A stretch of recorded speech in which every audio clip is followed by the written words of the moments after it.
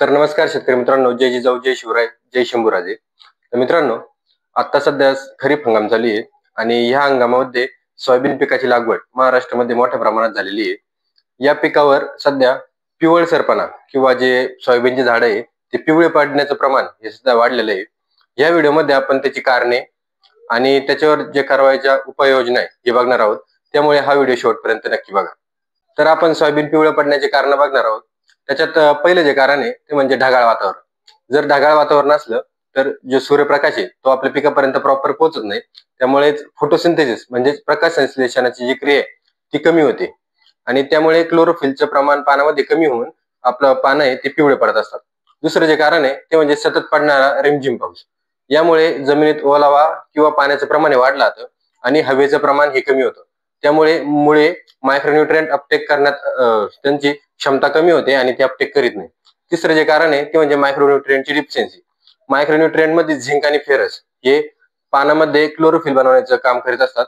पण जर ओलावा असेल जमिनीत ज्यादा तर ते अपटेक न झाल्यामुळे पानामध्ये त्याची डिफिशियन्सी जाणवते आणि ते पाने ते पिवळं पडत असतं. चौथं जे कारण आहे ते म्हणजे येलो मोझॅक व्हायरस. जर आपल्या प्लॉटमध्ये इन्फेक्टेड प्लांट जर असतील तर त्यावरून एका प्लांटवरून बाकीच्या प्लॉटला जो येलो मोझॅक व्हायरस आहे हा पसरवण्याचे काम हे सकिंग पेस्ट आणि त्यातल्या त्यात व्हाईट फ्लाय म्हणजेच पांढरी माशी हे करीत असते.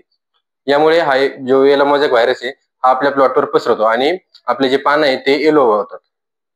आता आपण सोयाबीन प्लॉट पिवळा पडू नये किंवा पडल्यावर ज्या उपाययोजना करायच्या आहेत ते बघूया. त्यामध्ये सर्वप्रथम म्हणजे जर कंटिन्यू पाऊस पडत असेल आणि जमिनीत जर पाणी साचत असेल तर साईडने नाली खांदून पाण्याचा निचरा होईल या पद्धतीने पाणी काढून द्यायचे.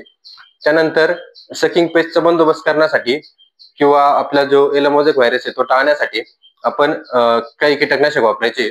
त्यामध्ये जे सिस्टमिक इन्सेक्टिसाइड आहे ते वापरले तर त्याचा आपल्याला सर्वोत्तम फायदा होत असतो. यामध्ये इमिडाक्लोप्रिड किंवा मग थायमेथोक्झम कंटेन असलेले जे कीटकनाशक आहे हे वापरू शकतो. जर मोठ्या प्रमाणात जर व्हाईट फ्लाय किंवा सकिंग पेस्ट जर प्रमाण जर जाणवलं तर फ्लोनिकॅमेड कंटेन असलेलं जे काही औषध आहे ते आपण वापरू शकतो. आणि मायक्रोन्यूट्रिएंटची डिफिशियन्सी भरून काढण्यासाठी आपण जे सर्व मिश्रित जे मायक्रोन्यूट्रिएंट किंवा चिलमिक्स कॉम्बी हे वापरू शकतोय. याचं प्रमाण 1 ते 1.5 ग्रॅम प्रति लिटर हे घेऊन त्याची आपल्याला फवारणी करायची. माहिती आवडल्यास त्यास चॅनलला सबस्क्राईब करा. भेटूया पुढच्या व्हिडिओमध्ये.